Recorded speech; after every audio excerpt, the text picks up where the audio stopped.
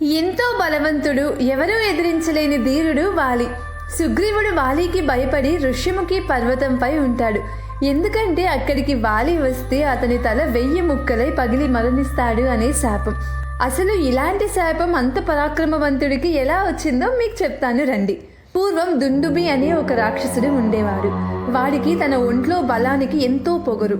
సముద్రుడి దగ్గరకు వెళ్ళి నాతో యుద్ధం చెయ్యాలి అంటాడు. సముద్రుడు తన వల్ల కాదని హిమవంతుని దగ్గరకు పంపిస్తాడు. హిమవంతుడు తనకి యుద్ధం చేసే ఆలోచన లేదని వాలిని చూపిస్తాడు. గర్వంతో దుందుబి కిష్కిందకు చేరుకొని చెట్లన్నీ పీకి పారేసి వాలిని యుద్ధానికి పిలుస్తాడు. మద్యం తాగి భార్యలతో ఉన్న వాలిని చూసి, తాగిన వాళ్ళ మీద నేను యుద్ధం చేయను, వెళ్ళి నీ భార్యతో గడిపి ఉదయాన్నే రా, నిన్ను చంపుతాను అని అంటాడు.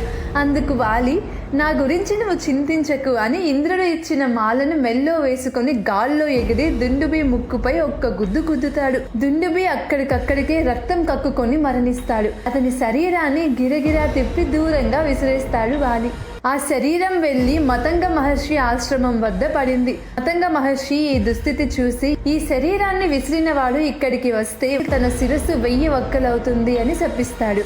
అందుకే వాలి ఆ ప్రాంతానికి వెళ్ళలేదు. ఇలాంటి మరిన్ని ఆసక్తిగల ఆధ్యాత్మిక విషయాల కోసం వెంటనే మన కథల ప్రపంచాన్ని సబ్స్క్రైబ్ చేసుకోండి.